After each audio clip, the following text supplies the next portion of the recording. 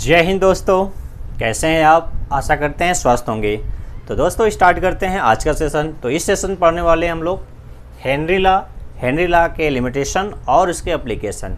तो Henry law का statement क्या है और ये किसके बीच रिलेशन दर्शाता है। तो ये रिलेशन प्रेशर और अमाउंट ऑफ गैस के सॉल्युबिलिटी पर डिपेंड करता है, यानी ये क्वालिटेटिव रिलेशन है between gaseous amount of gas in the liquid solution. तो स्टार्ट करते हैं। हेनरी लॉ क्या है, स्टेटमेंट देखते हैं, मैथमेटिकल एक्सप्रेशन देखते हैं और उसके बाद लिमिटेशन देखते हैं। तो हेनरी लॉ को हम दो फॉर्म में समझ सकते हैं। पहला मास के टर्म में, इन टर्म्स ऑफ मास के टर्म में क्या है कि यदि किसी लिक्विड सॉल्वेंट में ध्यान दीजिएगा कि आपका जो सॉल्यूशन है वो क्या होना चाहिए, सॉल्यूशन हो या सॉल्वेंट वो लिक्विड स्टेट में होना चाहिए। ठीक है, यानी पहले तो स्टार्टिंग में तो आप सॉल्वेंट ही लेंगे, जब गैस घुलेगा तो सॉल्यूशन बन जाएगा। तो आपका कौन सा सॉल्यूशन लिक्विड होना चाहिए और इसमें क्या हमें घोलना है, गैस। क्या घोलना है, गैस। गैस कितना घोलना है और उसको कौन घोलने के लिए कौन सा फैक्टर को आपको बढ़ाना है। तो ये रिलेशन है मास ऑफ द गैस और प्रेशर ऑफ द गैस, ये दोनों के बीच रिलेशन इन्होंने दिया था। तो क्या है, मास के टर्म में। तो इन्होंने कहा था कि यदि किसी लिक्विड सॉल्वेंट में मास को बढ़ाना है, यानी सॉल्युबिलिटी को बढ़ाना है, तो उसके गैस का प्रेशर बढ़ा दीजिए। यानी उस गैस का प्रेशर सॉल्वेंट में क्या करना है, गैस के ऊपर प्रेशर बढ़ाएंगे तो उस गैस की सॉल्युबिलिटी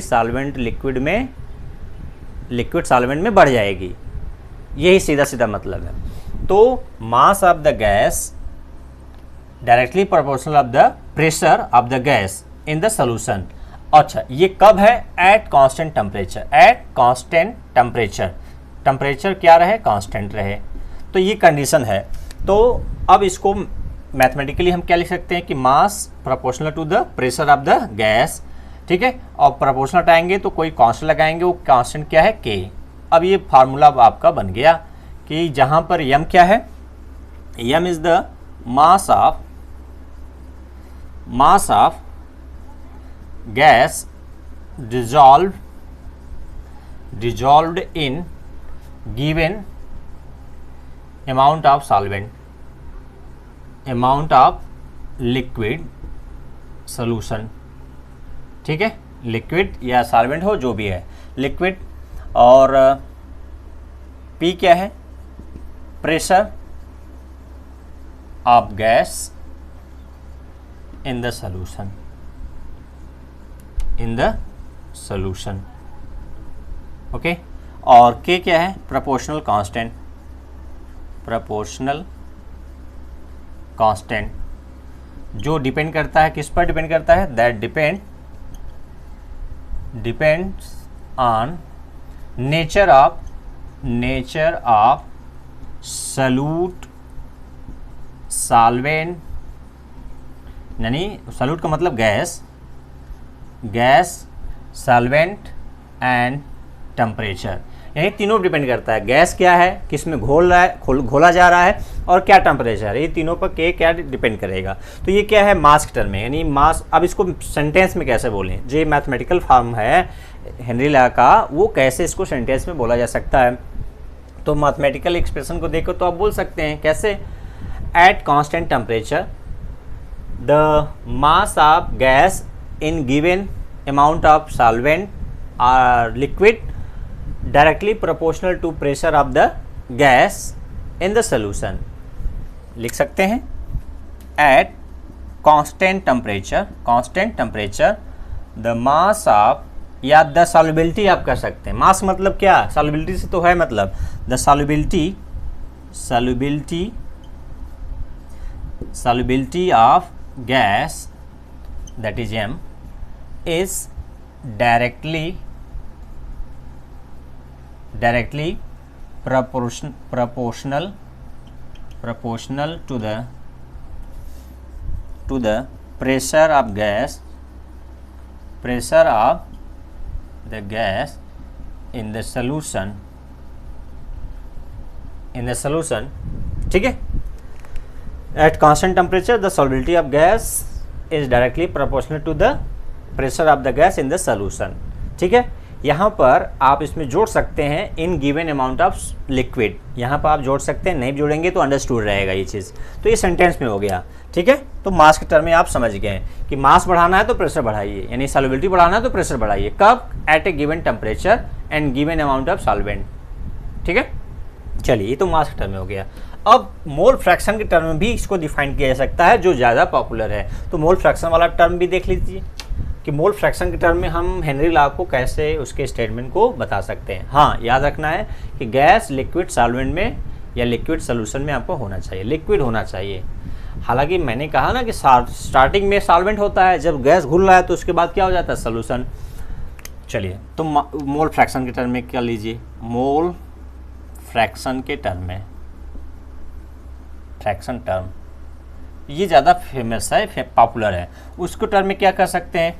तो इसके लिए आपको जो प्रेशर यूज किए थे उसके जगह पार्शियल प्रेशर यूज करना होगा। क्या यूज करना होगा? Partial pressure. पार्शियल प्रेशर तो आप समझते होंगे, किसी एक कंपोनेंट का जो प्रेशर टोटल प्रेशर में होता है उसी को क्या बोलते हैं? पार्शियल प्रेशर, ठीक है। नॉन रिएक्टिंग गैस एक मिक्सचर एक सिलेंडर में रखा गया है, तो एक पर्टिकुलर गैस का कितना प्रेशर है वही उसका क्या होता है? Partial pressure.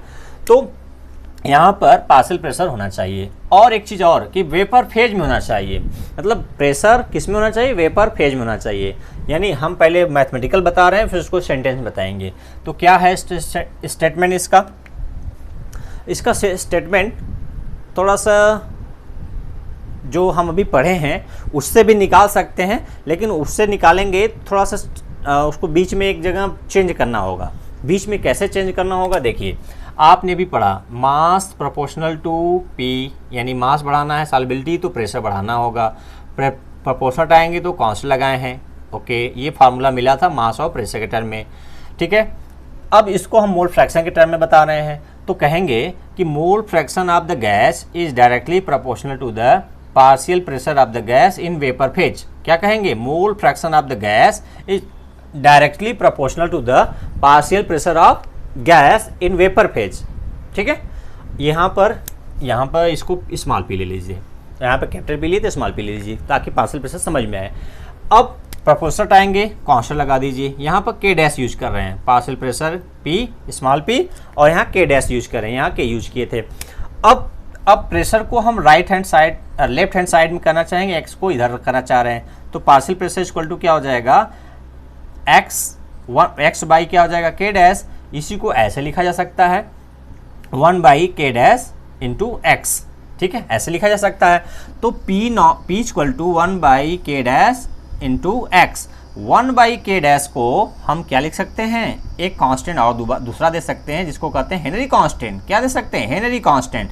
इस तरह से हम इसको लिख सकते हैं मैथमेटिकली, यानी हम पार्शियल प्रेशर को लेफ्ट में कर दिए, मोल फ्रैक्शन को इधर कर दिए। जैसे यहाँ पर हम मास लिए थे, यहाँ मोल फ्रैक्शन लिए हैं, प्रोपोर्शन लगाए थे, प्रोपोर्शन लगाए हैं, यहाँ पर कांस्टेंट के लिखे हैं, यहाँ के डैश लिखे हैं। अब हमें पी प्रेशर के टर्म में दिखाना तो हमने इधर किया, तो ये क्या डिवाइड हो जाएगा, इसको हम थोड़ा अलग कर लेंगे। तो 1 बाई के डैश को क्या लिख सकते हैं? के एच। और के एच क्या है? हेनरी कांस्टेंट है। और हेनरी कांस्टेंट यहाँ मोल फ्रैक्शन का कोई यूनिट है? यूनिटलेस है mole fraction.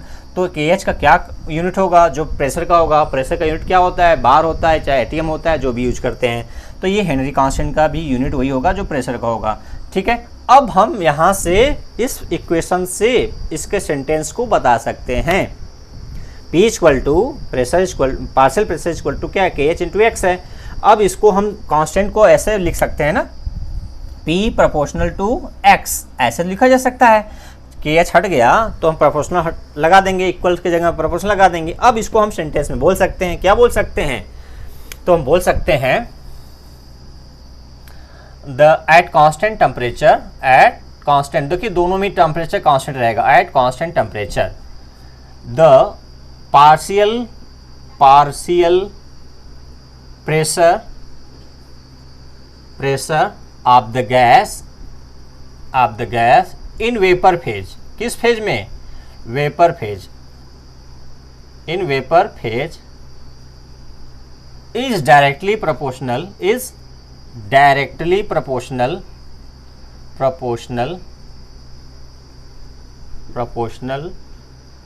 to the mole fraction of gas, mole fraction of the gas ठीक है, फिर से देखिए, एट कांस्टेंट टेम्परेचर, ये दोनों ही केस में कांस्टेंट रहेगा।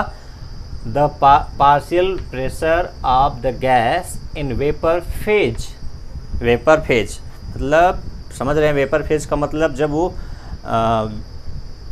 जनरली लिक्विड स्टेट में होता है, लेकिन वो जब गैसियस स्टेट में आ जाए, रूम टेम्परेचर पर क्या हो जाए, गैसियस स्टेट में आ जाए वो, तो उस समय vapour phase is directly proportional to the mole fraction of the gas. ये सेंटेंस में बन गया, ठीक है। तो ये आपका क्या हो गया, हेनरी लॉ का सेकेंड फॉर्म, यानी मोल फ्रैक्शन और पार्शियल प्रेशर के टर्म में हो गया। इसका यूनिट आप यूनिट समझ गए हैं कि जो प्रेशर का होगा, ठीक है। अब KH और सॉल्युबिलिटी में क्या रिलेशन है भाई, KH क्या है और इसका सॉल्युबिलिटी से क्या नाता है। तो नाता बहुत अच्छा है, नाता बहुत अच्छा है, क्योंकि इससे क्वेश्चन बहुत पूछता है कि KH और सॉल्युबिलिटी में क्या है, उल्टा संबंध है, यानी इन्वर्सली संबंध है। सॉल्युबिलिटी एक दूसरे के क्या है, विरोधी है, यानी KH बढ़ेगा सॉल्युबिलिटी घटेगा, सॉल्युबिलिटी बढ़ेगा तो KH घटना चाहिए, तभी सॉल्युबिलिटी बढ़ेगा। यानी मान लीजिए ये तो रिलेशन हो गया कि KH का वैल्यू अधिक होगा तो सॉल्युबिलिटी कम होगी। तो KH और टेम्परेचर के बीच क्या रिलेशन है, टेम्परेचर के बीच डायरेक्टली प्रोपोर्शनल है। तो टेम्परेचर ऑफ गैस का सॉल्युबिलिटी आप जानते ही हैं, टेम्परेचर ज़्यादा होगा तो गैस कम घुलेगा। अच्छा, अब इस इक्वेशन से आप एक ग्राफ भी प्लॉट कर सकते हैं। इधर y एक्सिस पे क्या रखिए, प्रेशर, इधर क्या रखिए, मोल फ्रैक्शन। तो ये क्या, y बराबर mx प्लस सी से कंपेयर करेंगे इस इक्वेशन को, तो क्या मिलेगा, straight line without intercept, y equal to mx plus C. तो c क्या है, इंटरसेप्ट, कुछ नहीं मिलेगा, यहाँ जीरो है, यहाँ पर प्लस नहीं है, जीरो, यहाँ कुछ नहीं होगा, यहाँ पर p हो गया, और यम की जगह यानी स्लोप क्या हो गया आपका KH, ये क्या हो गया KH, और यहाँ पर x पर क्या हो गया, मोल फ्रैक्शन, इधर मोल फ्रैक्शन इधर प्रेशर है, इन दोनों के बीच पार्शियल प्रेशर है। तो क्या होगा, स्ट्रेट लाइन मिलेगा विदाउट क्या, इंटरसेप्ट, स्लोप क्या होगा KH, हेनरी कांस्टेंट। ओके, अब सॉल्युबिलिटी का आपको समझ में आ गया। कभी कभी क्वेश्चन क्या देता है कि डिफरेंट गैसेज हैं जिसका KH वैल्यू मान लीजिए A B C तीनों का मान लीजिए 1.2 है, 1.5 है, 3.2 है, ये KH का वैल्यू दिया है तीन गैसों के लिए। तो इसमें ज़्यादा सबसे लेस सॉल्युबल गैस कौन है, which is less soluble gas in the following, gas in the following कौन है बताइए, आप अभी पढ़े हैं। तो जिसका KH ज़्यादा होगा, किसका KH ज़्यादा है, C का देखिए 3.2 ATM है या बार है, तो सबसे कम सॉल्युबल है, सबसे अधिक कौन पूछेगा, तो A है, तो सॉल्युबिलिटी क्या होगा, इस तरह से सॉल्युबिलिटी बढ़ेगा और घटेगा इस तरह से। क्लियर हो गया। चलिए अब इसके लिमिटेशन की बात कर लेते हैं, हेनरी लॉ के लिमिटेशन क्या है। तो लिमिटेशन, फिर उसके बाद एप्लीकेशन। तो पहले पढ़ लेते हैं लिमिटेशन, लिमिट में क्या है लिमिटेशन। पहला लिमिटेशन पढ़ते हैं, लिमिटेशन क्या है। पहला लिमिटेशन कि हेनरी लॉ उस गैस के लिए लागू होता है जो गैस सॉल्वेंट के साथ कोई केमिकल फॉर्मेशन या कोई केमिकल चेंज नहीं देता। सीधा मतलब कि जो गैस पानी में या किसी सॉल्वेंट में जा रहा है उसके साथ कंपाउंड फॉर्मेशन नहीं होना चाहिए, या तो उसके साथ एसोसिएशन नहीं होना चाहिए या डिसोसिएशन नहीं होना चाहिए। यानी एक लाइन में इसको कहें, those gas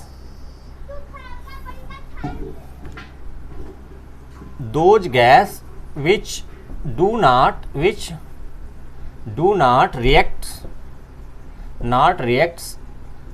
with solvent, are associated, or those gas which do not react with solvent। या तो ये होना चाहिए कि रिएक्ट नहीं होना चाहिए। दूसरा हम इसको दूसरे टर्म में कह सकते हैं, gas should not associated or dissociated in the solution। मतलब गैस का सॉल्यूशन में न तो एसोसिएशन होना चाहिए न तो डिसोसिएशन होना चाहिए। यदि ऐसा होता है तो हेनरी लॉ लागू नहीं होगा। ये उसकी क्या लिमिटेशन है। दूसरा है कि जो कंडीशन होना चाहिए, the temperature should be high and pressure should be low. यानी एक लाइन में कहिए, टेम्परेचर हाई होना चाहिए, प्रेशर लो होना चाहिए, ये एक होना चाहिए, ठीक है। और पहला वाला क्या था, न तो डिसोसिएट होना चाहिए न तो एसोसिएट होना चाहिए जब वो सॉल्वेंट में जा रहा है गैस। जैसे इसके पहले का लिमिटेशन का एग्जांपल है कि HCl को यदि आप पानी में घोलते हैं मान लीजिए, तो ये क्या हो जाता है, H3O+ और Cl- हो जाता है। तो क्या हो गया, ये डिसोसिएट हो गया। तो डिसोसिएट जो होगा उसके लिए लागू होगा क्या, तो HCl का पानी में घुलने पर हेनरी लॉ लागू नहीं होगा, एक हो गया। दूसरा अमोनिया है, अमोनिया पानी में घुलता है तो क्या बना लेता है पहले, अमोनियम हाइड्रोक्साइड, और अमोनियम हाइड्रोक्साइड वीक बेस है, ये पार्शली डिसोसिएट हो जाता है। कैसे, अमोनियम आयन और हाइड्रोक्साइड आयन में।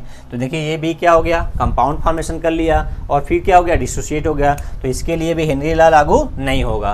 तो ऐसे गैसेस के लिए जो कि सॉल्वेंट के साथ रिएक्ट कर जाए या एसोसिएट कर जाए या डिसोसिएट कर जाए, उनके लिए हेनरी लॉ लागू नहीं होगा। दूसरा कि टेम्परेचर कैसा होना चाहिए, हाई और प्रेशर कम, यानी वो गैस आइडियल की तरह बिहेव करना चाहिए। आप आइडियल का गैस का इक्वेशन पता है ना, आइडियल गैस की जो PV बराबर NRT को कब फॉलो करती है, हाई टेम्परेचर लो प्रेशर पर। तो वही कंडीशन यहाँ भी लागू होता है। क्लियर है। तो ये तो लिमिटेशन की बात हो गई। अब बात करते हैं इसके एप्लीकेशन की। क्या है एप्लीकेशन, हेनरी लॉ के क्या एप्लीकेशन है। तो एप्लीकेशन में जल्दी से इसके एप्लीकेशन की बात कर लेते हैं, क्योंकि हमारा मेन उद्देश्य होता है कि पढ़ाई का कुछ यूज हो। तो यूज क्या है, एप्लीकेशन की बात कर लेते हैं। एप्लीकेशन में पहला एप्लीकेशन की बात करेंगे कि CO2 solubility of carbon dioxide, पहला है solubility of CO2 in cold drinks at high pressure increases, solubility increases, यहाँ कर लीजिए increases of CO2 in cold drink at high pressure. यानी जो हाई कोल्ड ड्रिंक होते हैं आपके सॉफ्ट ड्रिंक, उसमें CO2 जब उसमें डिजॉल्व की जाती है तो हाई प्रेशर पर सील किया जाता है बॉटल को। जब आप उसको खोलते हैं तो आप महसूस किए होंगे गैस उसमें निकलता है। तो CO2 का सॉल्युबिलिटी हाई प्रेशर पर क्या किया जाता है, उस बॉटल को सील किया जाता है। दूसरा यहाँ हेनरी लॉ के एप्लीकेशन है ना कि प्रेशर बढ़ाएंगे तो सॉल्युबिलिटी बढ़ जाएगा, यानी सॉल्युबिलिटी बढ़ाना है तो प्रेशर बढ़ाइए, ठीक है। तो पहला एप्लीकेशन हो गया। दूसरा आपका स्क्यूबा डाइवर्स क्या ले जाते हैं, scuba diver use tri mixture gas. वो कौन कौन सा गैस है, कौन कौन सा, नाइट्रोजन, ऑक्सीजन और हीलियम। टू प्रिवेंट किससे बचने के लिए, टू प्रिवेंट बेंड्स कंडीशन, किससे, टू बेंड्स कंडीशन से बचने के लिए, बेंड्स कंडीशन से बचने के लिए क्या यूज करते हैं, ये तीनों गैस का मिक्सचर।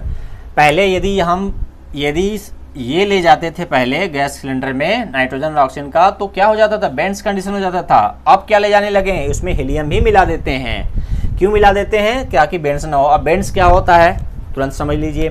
देखिए समुद्र की गहराई में जाने पर जो सिलेंडर होता है, सिलेंडर पर अधिक दबाव पड़ेगा तो जो गैस हम लोग जो डाइवर्स होते हैं गोताखोर, वो क्या करते हैं, उनके अंदर ब्लड में ज़्यादा गैस घुल जाती है। तो प्रेशर अधिक है तो ज़्यादा गैस घुल जाएगी। जब वो ऊपर आते थे समुद्र के ऊपर, तो प्रेशर क्या होता था, फिर से रिलीज कम हो जाता था। तो जो ब्लड कैपिलरी में ब्लड में नाइट्रोजन गैस चली जाती थी वो यूज नहीं होती थी, लेकिन ऑक्सीजन तो यूज हो जाती है, ऑक्सीडेशन में यूज हो जाता है। तो नाइट्रोजन ज्यों का त्यों ब्लड में बना रहता था। तो अब वो बना है तो यूज नहीं होगा, तो फिर बाहर निकलना चाहेगा। तो बाहर निकलने के कारण उसमें क्या होगा, कैपिलरी में एयर बबल बन जाता था। जैसे पानी अब फ्लो हो रहा है तो एयर आ जाता है, उस तरह से एयर यानी नाइट्रोजन का बबल बन जाता था। तो बबल बनने से क्या होता था कि जो ब्लड फ्लो हो रहा चाहिए सब जगह, तो ब्लड फ्लो के में क्या करेगा, ये बाधा करेगा। तो ब्लड का सही से फ्लो नहीं हो पाएगा। तो फ्लो नहीं हो पाएगा तो हमें एनर्जी, जिस माइंड को सबसे अधिक एनर्जी की जरूरत पड़ती है, तो वहाँ पर एनर्जी की सप्लाई यानी ऑक्सीजन की सप्लाई कम हो जाएगी, ब्लड की सप्लाई कम हो जाएगी, तो एनर्जी नहीं मिल पाएगा। तो उससे क्या होगा, चक्कर, बेचैनी, घबराहट, ये कंडीशन उत्पन्न हो जाएगा। तो इस कंडीशन को हम बेड्स कहते हैं। तो इसको अवॉइड करने के लिए हम हीलियम इसमें मिलाते हैं ताकि ये नाइट्रोजन कम से कम ब्लड में घुले और बेड्स कंडीशन ना हो। ठीक है, नेक्स्ट है, नेक्स्ट थर्ड है आपका क्लाइंबर्स यूज ऑक्सीजन सिलेंडर। क्या ले जाते हैं, ऑक्सीजन सिलेंडर। क्यों ले जाते हैं, क्योंकि हाई एल्टीट्यूड ऊंचाई वाले स्थान पर pressure of oxygen is lower, pressure of oxygen is lower.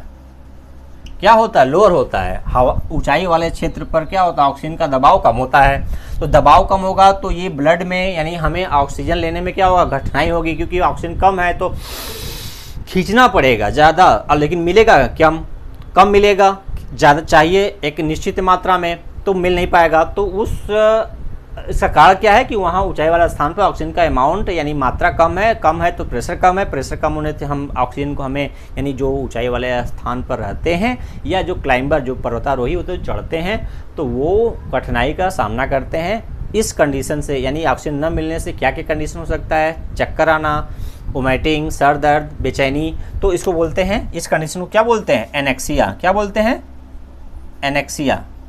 तो एनेक्सिया हो जाता है। तो इससे बचने के लिए क्या करते हैं, जो क्लाइंबर होते हैं अपने साथ क्या ले जाते हैं, ऑक्सीजन का सिलेंडर ले जाते हैं ताकि वो प्रॉपर रूप से उनको ऑक्सीजन मिले और वो नॉर्मल चढ़ाई करते रहें, अपना काम करते रहें। ठीक है, तो ये हो गया एप्लीकेशन। इसके साथ साथ हमारे लंग्स में जब हम ब्रीदिंग करते हैं तो जो सेल्स में CO2 बना है वहाँ पर प्रेशर अधिक हो जाता है CO2 का, और जब हम सांस लेते हैं तो ऑक्सीजन का प्रेशर लंग्स में एक्सचेंज, गैसेस का एक्सचेंज, ये आपके हेनरी लॉ पर ही लागू होता है, क्योंकि वहाँ पर CO2 जो सेल से आया उसका प्रेशर अधिक हो जाता है तो ये बाहर आ जाता है, और ऑक्सीजन का प्रेशर जब हम खींचते हैं तो लंग्स में, ब्लड में कम होता है प्रेशर, इधर लंग्स ब्लड में कम होता है, लंग्स में ज़्यादा होता है, तो हाई प्रेशर से लो प्रेशर की ओर यानी ब्लड में सॉल्युबिलिटी ऑक्सीजन की बढ़ जाती है। ठीक है, तो ये मेन 3 है। चौथा जो आपको बायोलॉजी में रिस्पिरेशन पढ़ेंगे तो वहाँ समझ में आएगा। तो मुझे ऐसा है कि आपको हेनरी लॉ की लिमिटेशन और उसके एप्लीकेशन समझ में आ गया होगा। तो वीडियो कैसा लगा, आप अपना व्यू आप कमेंट बॉक्स में अपना शेयर कर सकते हैं मुझसे। वीडियो देखने के लिए धन्यवाद। जय हिंद, जय भारत।